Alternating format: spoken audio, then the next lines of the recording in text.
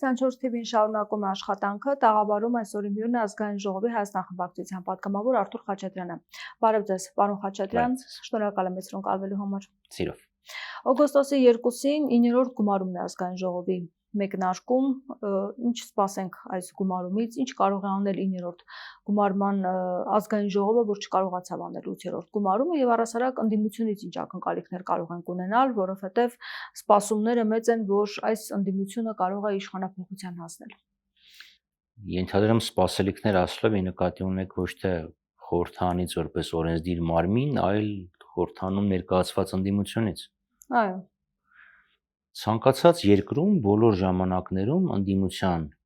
նպատակը իշխանության փոփոխությունն է, որպես այսքան իշխանության փոփոխությունը եւ իր շուրջ իշխանության ձևավորումը, որպեսզի կարողանաս իրականացնել քո քաղաքական ծրագրերը։ Սա է։ Մենք շարունակելու ենք թե խորհրդանում եւ թե խորհրդանից դուրս։ Այստեղ որևէ ակնկալել կարծում եմ ճիշտ չի։ Այսօրվա խորհրդանում նկատի ունեմ սպասվող 9-րդ գումարման խորհրդանում Փաշինյանի դիրքերը ավելի թույլ են, եթե ընդդիմություն իշխանություն համամասնությունը 8-րդ գումարում 65-35 էր, ապա այստեղ 60-40։ Եվ դա ինչ է փոխելու։ Օրինակ իրանք չեն կարողանալու համանդրական փոփոխություններ անցկացնել։ Եթե աճպարարություն չաներ կենտրոնական ընտրական հանձնաժողովը, ապա կունենա նաև 3/5 չէին հավաքի։ Բայց կարող է համանդրական օրենքներում փոփոխություն իրականացնել։ Եվ հենց դա էր պատճառը, որ իրանք արեցին այդ Բարգավաճ կապված։ Հիմա ամեն դեպքում միակ խնդիրը, որին կարող է բախվել իշխանությունը, դա համանդրության տեքստը ազգային ժողով բերել եւ անցկացնելն է։ Քիչ է։ Մնացած առումով քիչ է։ Որովհետեւ Նիկոլ Փաշինյանի, չէ, տեսեք, Նիկոլ Փաշինյանի ամբողջ խոսույթ ընտրություններից առաջին չէր։ Համանդրական մեծամասնություն կձևավորենք, համանդրությունը կփոփոխենք։ Հիմա ինքը չունի այդ հնարավորությունը։ Իսկ համանդրություն փոփոխելու պահանջ իր առաջ դրել էր Ալիևը։ Եվ հենց դա է պատճառը, որ ընտրությունները դեռ հաշվարկը չվերջացած ինքն հռչակեց ղեկավար եւ սկսեց սպառնալիքներ տեղալ ընդդիմությանը, որովհետեւ ինքը չկարողացավ անել ինչ իրեն հանձնարարել էր Բաքուն։ Հիմա դուք բացառում եք, որ իսկապես ասում եք ձայնագողությամբ զբաղվեց, հիմա էլ պատգամավորների գողությամբ զբաղվեն, այսպես ասած, չակերտավոր, որովհետև ակնարկ արվել է, ասում են, ինչպես Նարեկ Կարապետյանն էր ասում, ԿՊ-ից մարդիկ կմիանան մեզ, մենք էլ կարող ենք դա դիտարկել օրինակ։ Որևէ բան չեմ բացառ։ Բայց որ ինքը ցանկացած ինքի նկատի ունեմ Փաշինյանը ցանկացած ջանք կգործադրի, որևէ մեկիս համար ակնկալ զարմանալի չէ։ Երեք օրինակ Առաջիացյանի դատարանը մերժեց Սարգսյան Արտուրի խափանման միջոցի փոփոխությունը։ Այսօր առավոտյան Նարեկ Կարապետյանի տանն էր հերթական խոզարկությանը։ Այնպես որ չեմ բացառում։ Չեք բացառում նաև ձեր խմբակցության մասով, թե ուժեղ Հայաստանի մասով։ Ես չէ, ազնիվ չի այդ հարցը։ Ես հավատում եմ թե մեր խմբակցությանը, թե ուժեղ Հայաստան խմբակցությանը։ Ամեն դեպքում Հայաստան խմբակցությունը փաստորեն 12 մանդատ ստացավ, նախկինում 28-29 մանդատ ուներ։ Ինչով եք բացատրում այս հանգամանքը, հիասթափություն կար մարդկանց մոտ ձեր աշխատանքից, թե նոր ուժ հայտնվեց, վստահություն ավելի շատ այդ ուժի կողմ գնաց, դուք ինչ բացատրություն ունեք։ Կային մեր գործունեությունից բարձր սպասելիքներ, շատ հաճախ ոչ ռացիոնալ սպասելիքներ։ 21-25 թվականին չկարողացանք իշխանափոխություն անել եւ ընտրողների մի ինչ-որ խումբ իր հույսերը սկսեց կապել ուժեղ Հայաստան դաշինքի։ Նորմալ է։ Որովհետեւ իրենք ինչ-որ հույսեր էին կապում մեզ հետ, ելի եմ ասում, շատ հաճախ չարթարացված բարձր սպասելիքներ կային։ Հիմա իրենք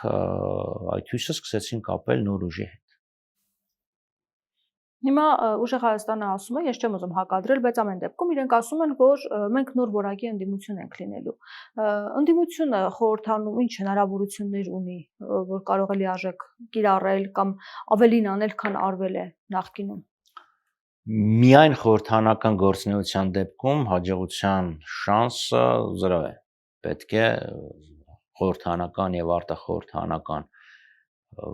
պայքարը իրար համադրել իրար հետ, փոխադարձաբար լրացնել եւ ուժեղացնել։ Իսկ այն, որ խորհրդանում այսօր ԿՊ-ի ներկայացվածությունն ավելի ցածր է, նշանակում է ԿՊ-ի հեղինակությունը գնալով ընկնում է իրանք վերջապես առաջի անգամ է, որ մասնակիցների 50%-ից պակասն է իրենց կողմ քվեարկել։ Հույս ունենք, այդ տենդենսը կշարունակվի եւ խորհրդանական եւ արտախորհրդանական պայքարի համադրումով Նիկոլ Փաշինյանին հնարավոր կլինի ուղարկել տուն կամ Ալիևենց տուն։ Բայց դուք կարծում եք փողոցային պայքար հնարավոր կլինի, այսինքն փողոցը լցնել մարդկանցով կհաջողվի ընդդիմությանը։ Դե պետք է փորձեն։ Ընտրությունների ժամանակ մենք չտեսանք այդ աշխուժ փողոցը։ Ցավոք սրտի ես այս ընտրություններում տեսա այն, ինչ երբեք Հայաստանում չէի տեսել, չնայած 35 տարի է, ես ճիշտ է պատգամավոր ընտրություններին մասնակցել եմ ընդամենը 13 անգամ սայել հետ, բայց հիշում եմ, որ 91 թվականին դեռ սովետական միության ժամանակ ՀՇ-ի բացարձակ գերիշխանության պայմաններում մենք օրինակ շատ ավելի ազատ էինք մեր ընտրարշավը կազմակերպելու հարցում, ես խոսում 91 թվականին, քան այսօր, որովհետև շատ հաճախ փողոցում մարդկանց հետ խոսում էիր եւ այդ վախը տեսնում էիր, մենք ձեր հետ ենք, բայց մեզ մի մոտեցեք, գիտեք, համ մենք կուզենայինք ինչ որ բան անեինք, բայց իմ,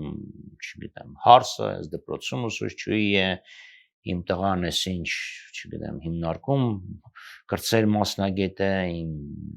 աղջիկը գրադարանավարողի է եւ այլ։ Այսինքն մենք ինչ ենք բողոքարկել ընտրությունների արդյունքները, չէ, որովհետեւ նախընտրական շրջանում իշխանությունները չարաշահել են վարչական լծակը, հանրային ֆինանսները, ինչպես նաեւ ուժային կառույցներ, օգտագործեն իրենց քաղաքական նպատակներին հասնելու։ Ցավոք շարունակում են Լիպարիտ Դրմեյանի այդ դրվագը դա է ցույց տալիս։ Սարգսյան Արտորի այդ դրվագը դա է ցույց տալիս։ Բայց նորություն չէ, այդ դրվագները։ Այսինքն հասկանալի է, որ ճնշումները շարունակվելու են եւ արդեն դա ցույց է տալիս, որ ճնշումների պայմաններում մենք միևնույնն է անկոտրում ենք։ Բայց ես խորհրդանում եք ինչ եք տեսնել, նույն կռիվները, վիրավորանքները, ասում են գնում եք ինչ լինեք, Փաշինյանի մոտ ընդդիմություն լինեք։ Ով է ասում։ Դե քննադատությունները դուք էլ գիտեք, որ ինչ է։ Չէ, նախ պետք է այդ խոսույթից հրաժարվել։ Խորհրդարանը գործարան չի, չես գնում գործանում աշխատելու, իսկ խորհրդանի նախագահը դիրեկտորը չի։ Ոչ ոք չի գնում դիրեկտորի ղեկավարության տակ աշխատելը։ Խորհրդանը ներկայացուցչական մարմին է եւ մենք ներկայացնում ենք մեր 140,000 ընտրողներին։ Այսինքն խորհրդան անցած խմբակցությունները կես միլիոնից ավել մարդ են ներկայացնում։ Ինչ է նշանակում գնում եք աշխատել։ Դե ԿՊ-ն ասում է եկեք այստեղ մենք ձեզ կասենք ինչպես ընտրվեցիք եւ այլն։ Եթե իրանք դժգոհ էին ընտրություններից, ինչի՞ չվիճարկեցին ընտրությունները։ Դեսը պարադոքս է, իրանք իրենց, գիտեք, այդ մարդիկ իրենց հակասելու վարպետներ են։ Մենք ասել ենք, որ ընտրությունների արդյունքները կեղծված են, եղել է չարաշահում վարչական ռեսուրսի, հանրային միջոցների եւ ուժային կառույցների եւ դրա համար դիմել ենք սահմանադրական դատարան։ Իրանք ասում են ընտրությունների ժամանակ ուրեմն ընդդիմությունը կաշառք է բաժանել, ընդ որում կաշառքով իրենց օգտին է քվեարկել մոտ կես միլիոն մարդ, այսինքն դա էական ազդեցություն է ունեցել ընտրությունների արդյունքների վրա։ Եթե դա չլիներ, այսօր խորհրդանում հավանաբար ըստ իրենց ներկայացած կլինեին իրենք Արման Բաբաջանյանը եւ Վազգեն Սարգսյանի եղբայրը։ Բայց եթե նման մակարդակի խախտում եղել իրանք ինչի չդիմեցին սահմանադրական դատարան։ Ավելին ասեմ, սահմանադրական դատարանում իրանք պաշտպանում էին ընտրությունների լեգիտիմություն։ Քան փորձել իրենց խոսքերի մեջ սկզբունքայնություն կամ տրամաբանություն գտնել շատ դժվար։ Բայց փաստորեն խորհրդանում տեսնելու ենք այդ նույն լարված իրավիճակը, որը կար։ Երբ որ նոր էր հատկապես ձևավորվել 8-րդ գումարում հետո հանդարտվեց իրավիճակը, բայց ծեծ ու ջարդ։ Դե կարծում եմ օրիորդաց վարժարանի նիստուկած չի լինի, բայց եթե իշխանությունները նախահարցակ չլինեն, մենք խուլիգանություն ունելու համար այնտեղ չեն գն։ Եթե իրանք ել եմ ասում նախահարցակ չլինեն, իրանք չսկսեն, իրանք չսադրեն։ Ամեն դեպքում կարևորագույն փաստորեն հարցեր են քննարկվելու եւ պակաս փորձություններ չեն սպասում։ Նկատի ունեմ Հայաստանի ապագայի հետ կապված նույն թրիփն է, խաղաղության համաձայնագիրը, սահմանադրության փոփոխությունը, հավանաբար նաեւ սահմանազատման գործընթացի հետ կապված միգուցե վավերացման հարցեր լինեն, եթե իհարկե թեժ լինելու, համար եմ ասում, թեժը շրջանակներ ունի, լավ, ոչապես դա խորհրդարան է, բայց միայն խորհրդարանով չես կարող հարց լուծել խորհրդարանական եւ արտախորհրդարանական պայքարի համադրում պետք է լինի։ Բայց դուք կարող եք ազդել ինչ որ առումով այս որոշումների վրա, այս փաստաթղթերի ստորագրման հետ կապված, որոնք առաջիկայում միգուցե բերվեն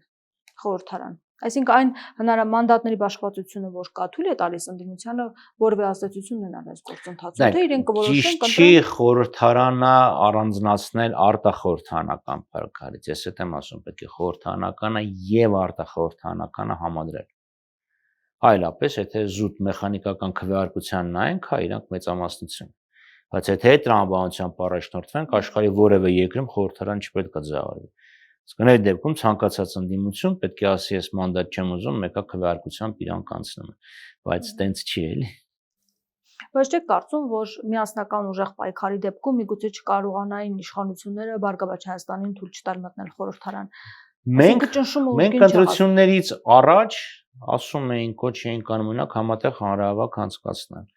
Բայց երբ Բարգավաճ Հայաստանին դուրս դրեցին, տեսակ, մենք նաև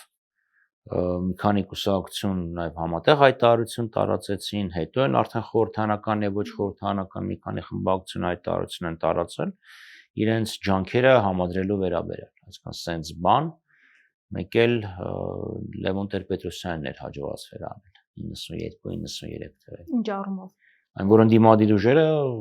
իրար հետ համագործակցեցին։ Համագործակցեցին, բայց քիչ մարդիկ էին դրսում, ԿՀ-ի արչև, ՍԴ-ի արչև։ Ընդունեց։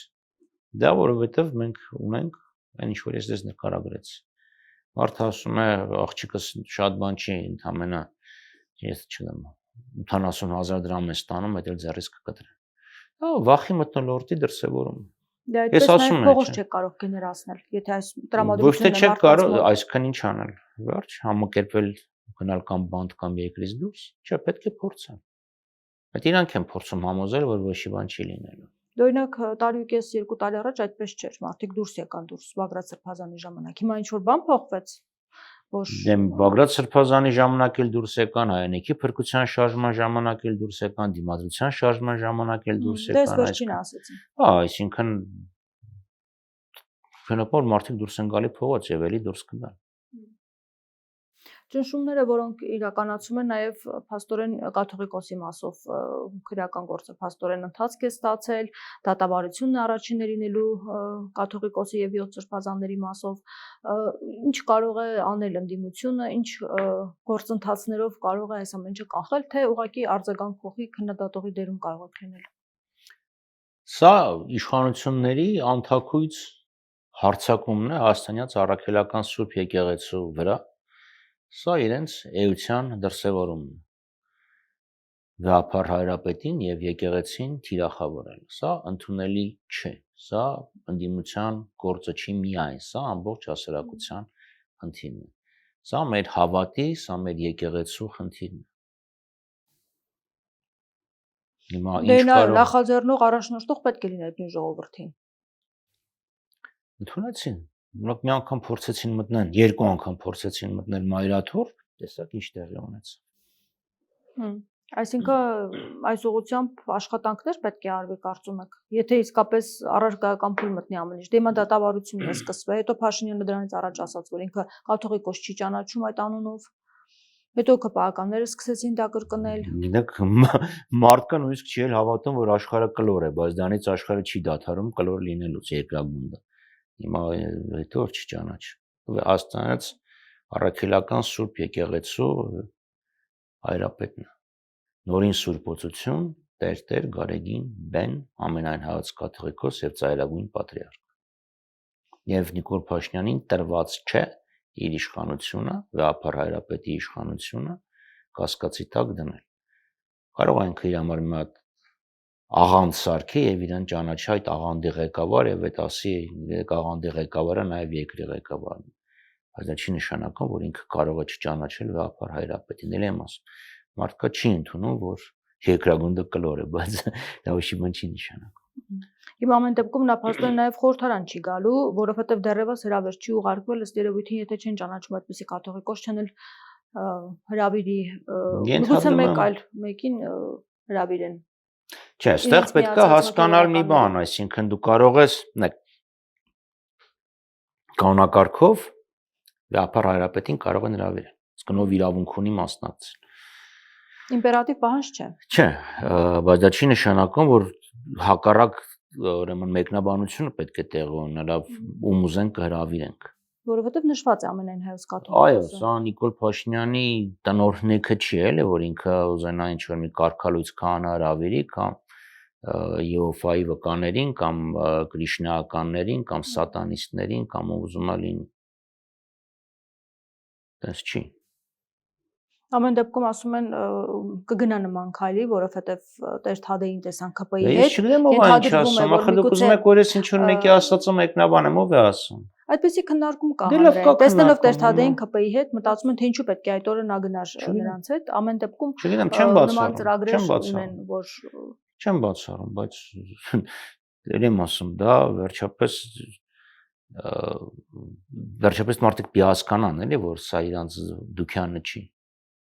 Կա ազգային ժողով, կա ազգային ժողովի կանոնակարգ օրենք, կա սահմանադրություն, կա կրոնի ազատության մասին օրենք, կա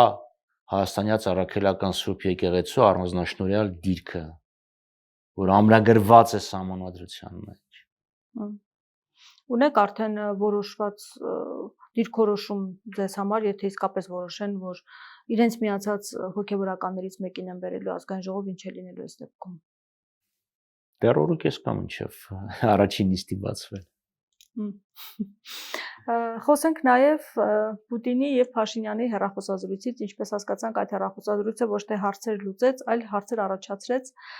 Իրավիճակը մնում է անորոշ եւ այդ հանրակրվեն, որ մեզ ասում են արեք, արդյոք իրատեսական է հանրակրվե իրականացնել եւ արդյոք կգնա իշխանություն այդ քայլին։ Նախ հեռախոսազրույցի մասին մամուլի հաղորդագրությունները, եթե նայում եք հայկական կողմի եւ ռուսական կողմի, տեսնում եք, որ դրանք որևէ վրացածք չունեն։ Որ առումով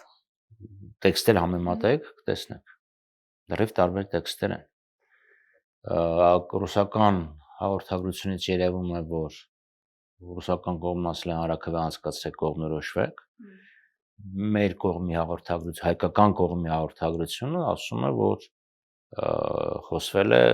ԵԱՏՄ շրջանակներում, խնդրել են որպեսզի աջակցի Պուտինը։ Չէ,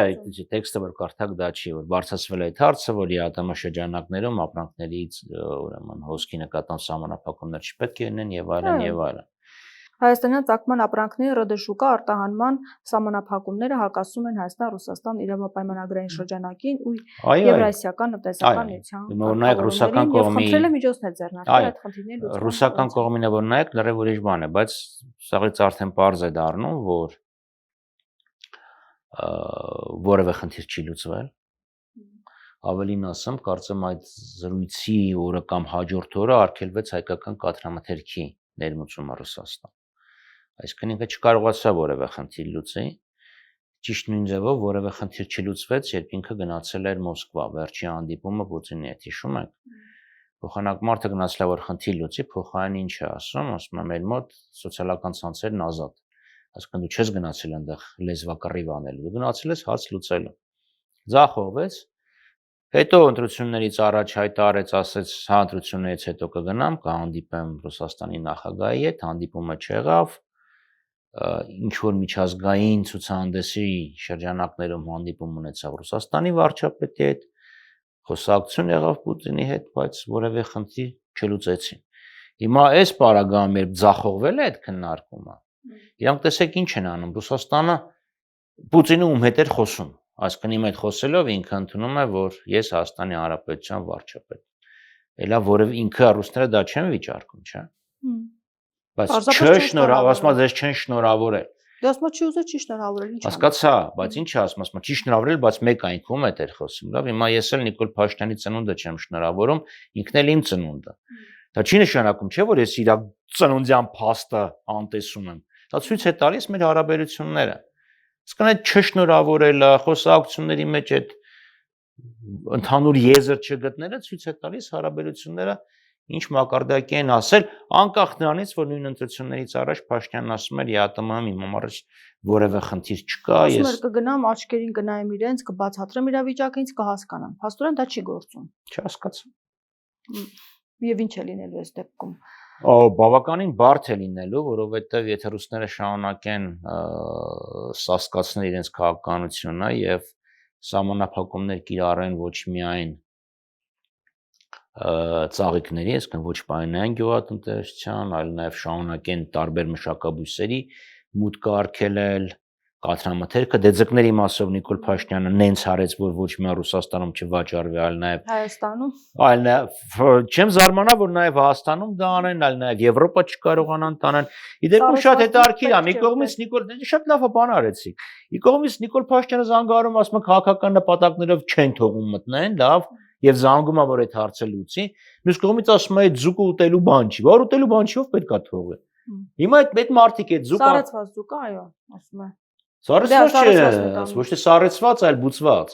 Ձկնաբուծաններում աճեցված ձուկը։ Հիմա ինքը կարող է Ատլանտյան կրաբաուտում կամ չգիտեմ սաղմոնն իր համար հատուկ բերում կամ Ալիևը իրան Խարվաճարի ալ լճերից կարմրախայտ է բերում։ Բայց մնացած մարդիկ այդ ձուկն են ուտում, չէ՞։ Իդեպ ես ձուկը որ գնում եմ Ադոնցի վրայից, շատ համեղ ձուկ է։ Բայց ինչևէ ամեն ինչ հայց որ ստեղ էլ չվաճառվի։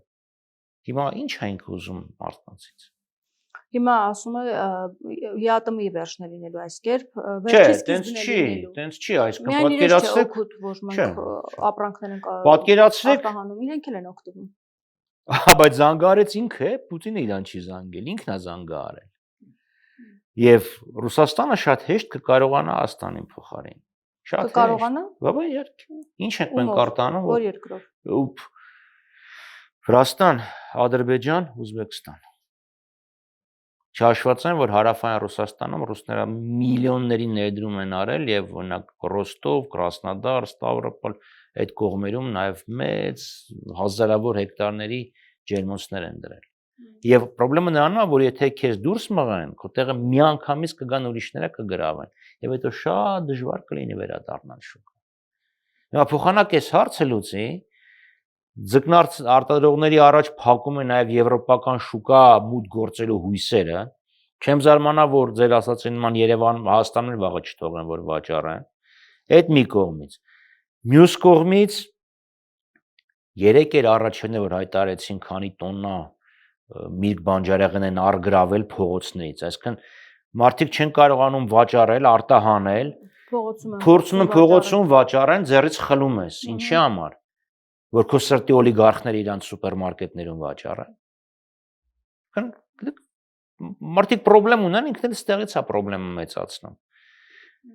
Եվ դա ուրեմն փորձում են, գիտեք, այդ դեմագոգիկ ճշմարտությունների աղճատումներով ներկայացնել, թե չէ, խնդրեմ չկա։ Ասում են, եթե գները չի ընկնում, նշանակում է այլ երկրներ են արտանում։ Ծիրանի գինը չընկավ կամ քիչ ընկավ, որովհետև ծիրանի բերքն էր շատ վատ։ Հիշում եք, ձմեռը շատ երկար տևեց, գարունը անձրևային էր։ Հետո փորձեցին զարտուղի ճանապարհներով տանել ռուսական շուկա, լավ, արտանում էին Իրան, Իրանից Ուզբեկստանի միջոցով փորձում էին Մոսկվա տանել, դա փակվեց, Բելարուսում ծաղիկները փակվեցին։ Ստեղծել է անելանելի վիճակ տնտեսվարողների համար։ Բայց արդյոք իսկապես անելանելի վիճակ է, որովհետև ընդդիմությունը այդպես է խոսում, բայց Փաշինյանը մեկ այլ բան է ասում, ասում է սա հնարավորություն է։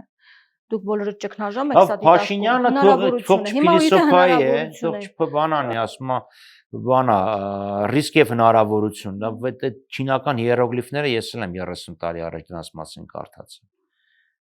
Բայց ապրանքդ մի շուկայից ուրիշ շուկա վերապրոֆիլավորելու համար տարիների ժամանակ է անհրաժեշտ։ Այդ ձուկը, վարդը, ծիրանը, պանիրը, նեկտարինը փչանում է այսօր։ Դա Ֆրանսիա կամ լավ Բրյուսելում վաճառելու համար դու շատ երկար ջանք պիտի թափես։ Հիմա փաստորեն ֆոն դեր Լայենի ասածները կյանքի չկոչվեցին, ասած բաց է մեր շուկան։ 400,000-անոց Հայաստանի համար։ Հիմա ինչ խնդիրներ առաջացան, որ պարզվեց, որ բաց չէ այդքան էլ, ինչպես ասում են։ Միլիոնի նկատի ունեք։ 400 միլիոնանոց։ Այո, 400 միլիոնանոց։ Դե եթե բաց է, թող վաճառեն, ինչա պրոբլեմն է։ Այսինքն իրանք եթե բացում են, Նիկոլ Փաշինյանն է փակում, վերակենում ասում է ձուկը յուղոտ է, զզվելի է։ Դե դրանից հետո ով կառնի այդ ձուկը։ Դե դրանից առաջ արդեն խնդիրներ կային։ Դե սա հետ կուղարկեն ինչ որ բան են արել, թողել են։ Հիշում եք մեր Գրիգորյանը, որ նիստը վարում էր ձկների մասին։ Նիկոլ Փաշինյանը ձկնախեղտ արեց, բայց կրկնայք, բարենային շուկան ամենանուրբ թեման է, գյուղատնտեսական շուկա։ Կա Եվրամիության ընդհանուր գյուղատնտեսական քաղաքականություն։ Իրանք իրան շուկան պաշտպանում են։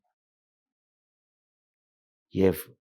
առևտրային պատերազմները, օրինակ Եվրոպայի, Ասիայի եւ Ասիայի միջև, Եվրոպայի եւ Ամերիկայի միջև, գյուղատնտեսական մթերքներին են վերաբերվում։ Բացառությամբ մի դեպքի Airbus, Boeing-ը գյուղատնտեսական ապրանքների շուկայի մասին է խոսքը։ Եվ մտնել Եվրամիության գյուղատնտեսական շուկա շատ բարդ է լինել։ Տեսեք, փորձեցին օգնել ուկրաինացի ֆերմերներին,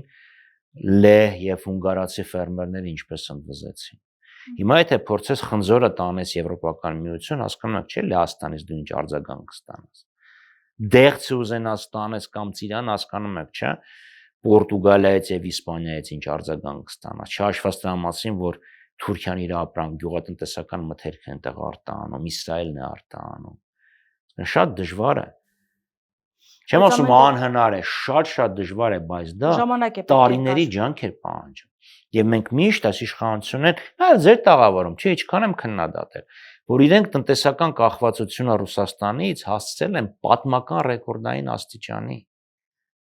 Պատմական, այսինքն մեր կախվածությունը, նույնիսկ այսօր հուլիսի 31-ին ժամը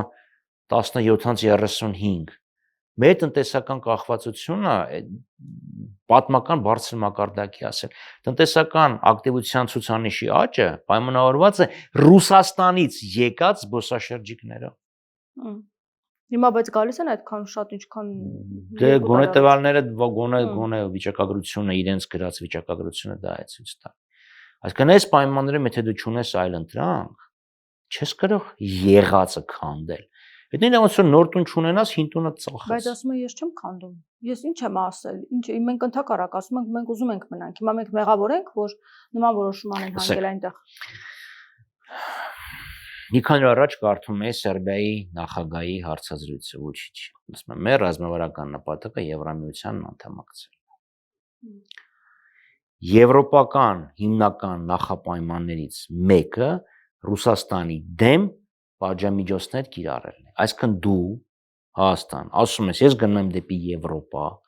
որի հիմնական նախապայմաններից մեկը Ռուսաստանի դեմ պատժամիջոցների կիրառումն է։ Դա մասին ի դեպ գերմանացի պատգամավորներից մեկն էր երեք խոսել։ Այսինքն դու Ռուսաստանի նկատմամբ բացայտ թշնամական քայլ ես կատարում, գնալով միտեղ, որտեղ մեզ չեն սպասում։ Լավ, ոչ միայն մեզ չեն սպասում, այլ նաև ռուսներին կարող է նեղացնել։ Հիմա քո սուվերեն իրավունքն է։ Կարող է, քո Հայաստանի սուվերեն իրավունքն է, բայց Ռուսաստանի սուվերեն իրավունքն էլ իրեն պաշտպանելն է։ Այսինքն դու այդ քայլը որ անում ես, հետևանքների մասին մտածում ես, թե չէ։ Բացատրում եմ, այն կողմը քեզ չի սպասում։ Ես փնտրում։ Մենք չենք ուզում Ռուսաստանի հետ, երեք ասում ես, չենք ուզում Ռուսաստանի հետ ունենալ մի հարաբերություն, որ էքսկլյուզիվ հարաբերություններ է։ Մենք ուզում ենք այլ ընտրանքներ ունենալ։ Բայց խանդով են։ Նախ սկսենք նրանից, որ չես կարող միաժամանակ երկու աթոռին նստել։ Դա ինչ վերաբերում է քաղաքական այլ ընտրանքներ։ Տնտեսականը ես չեմ կարծում, երբևիցե ռուսներն ասեն դուք ձուկ արտանեք միայն ԵԱՏՄ բան, էլի Մոսկվա, բայց Բրյուսել մի արտանեք, կամ ձեր ծիրանը պետք է միայն Ռուսաստանում վաճառվի, կամ ձեր գինին պետք է մենակ մենք խմենք, ձեր կոնյակը մենակ մենք պետք է խմենք։ Այս բան չկա։ Թակառակը մենք ենք միշտ ասել ենք, պետք է դիվերսիֆիկացնես։ Ես չգիտեմ էքսկլյուզիվության մասին ինչ են խոսել, բայց հիմա պատկերացրեք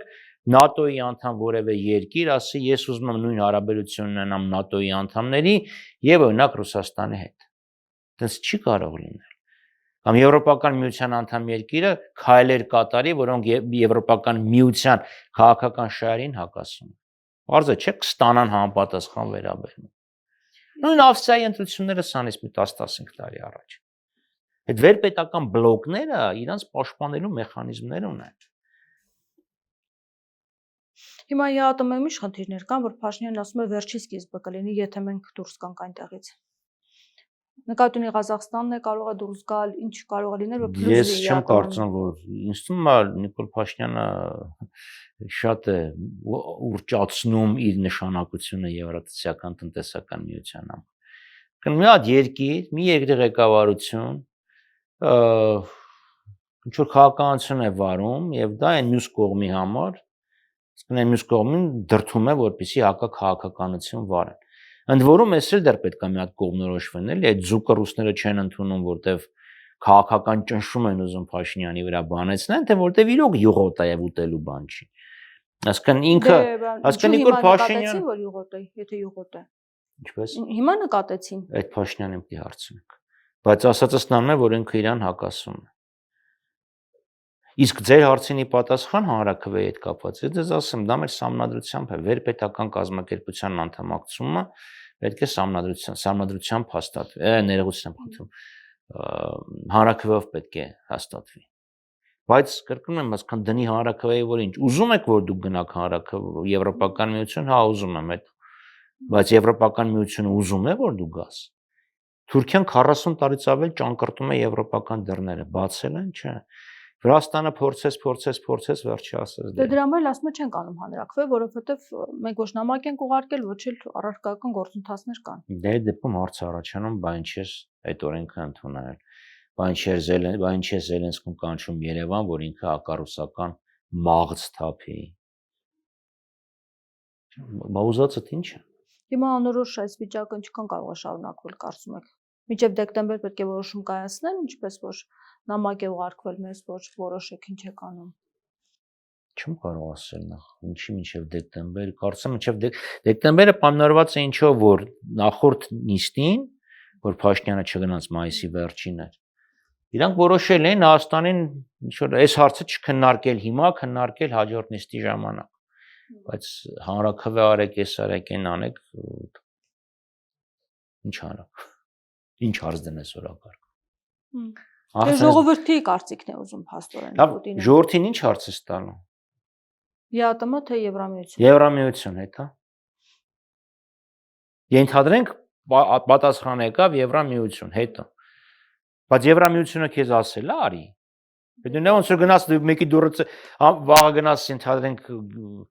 Գերմանիայի դեսպանատան դուրը ծեծես, ասես ես ուզում եմ գամ Գերմանիա, ինձ վիզա տվեք, լավ է սանո որ ուզում ես, բայց ես մի հատ նայեմ դու կարող ես գաս իմ երկիր թե չէ։ Ի վերջո հասկանալ էր ինչու Փաշինյանը այս օրակարգը բերեց, օրենքը ընդունեց եւ այսքան խնդիրներ։ Ես կարծեմ ինքը փորձել էր ռուսներին ինչ որ շանտաժի ենթարկել, կամ դրա մի կողմից, երկրորդ կողմից փորձել էր եվրոպացիների քաղաքական աջակցությունը ստանալ ընտրությունների նախաշեմին, բայց մենք տեսնում ենք, որ իրավիճակը գնալով ատան։ Շնորհակալ եմ զրույցի համար։ Զրուցում է ազգային ժողովի Հայաստան խմբակցության պատգամավոր Արթուր Խաչատրյանի հետ։ Շարունակեք մեզ հետևել, կհանդիպենք։